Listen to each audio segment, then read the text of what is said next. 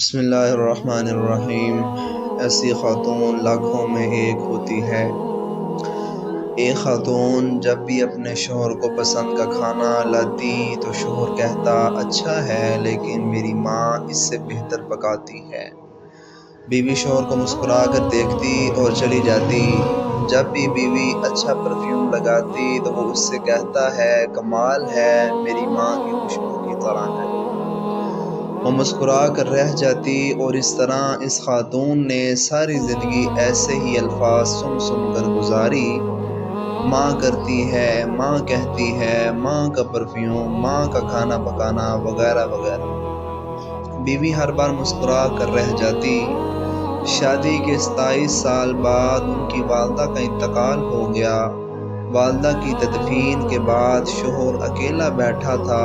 اس کی بیوی اس کی آزمائش میں اسے تسلی دینے گئی تو اس نے اس سے کہا اب تمہارا کھانا پکانا میری ماں کے پکانے جیسا ہو گیا ہے، اور تمہاری باتیں میری ماں کی طرح ہیں، اور تمہاری ہنسی اور تمہاری خوشبو بھی میری ماں جیسی ہو گئی ہے۔ خاتون مسکرا کر بولی وہ کیسے؟ تو شوہر نے کہا میں نے تم سے 27 سال کی عمر میں شادی کی تھی اور ہماری شادی کو 27 سال ہو چکے ہیں۔ اب تم میری ماں جیسی سوچ رکھنے لگی ہو۔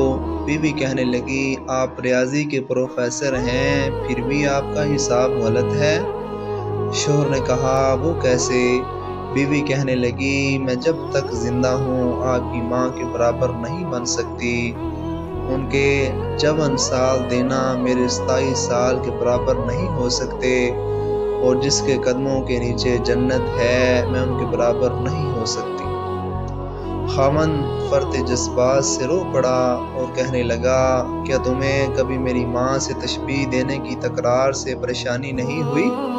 کیونکہ میں ہر کام میں ماں کو یاد کرتا اور ان کی تعریف کرتا تھا جیسا کہ دوسری خواتین کرتی ہیں۔ اس نے کہا نہیں، کبھی نہیں، بلکہ معاملہ اس کے برعکس ہے۔ خاوند نے کہا وہ کون سی باتیں ہیں جو تم تمنا کرتی رہی اور میں تم سے پوچھ نہ سکا؟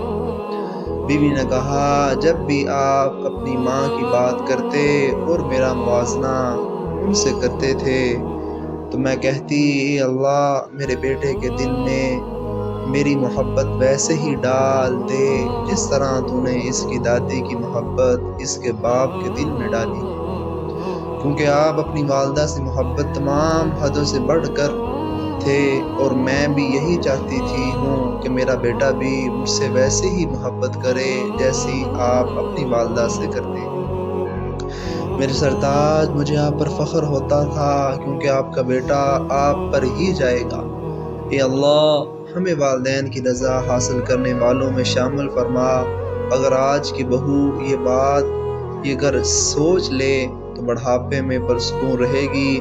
آج کسی کے بیٹے پر قبضہ جمانے کی کوشش کل اپنے بیٹے کو ہاتھوں سے نکال دے گی، کیونکہ دنیا مکافات عمل ہے۔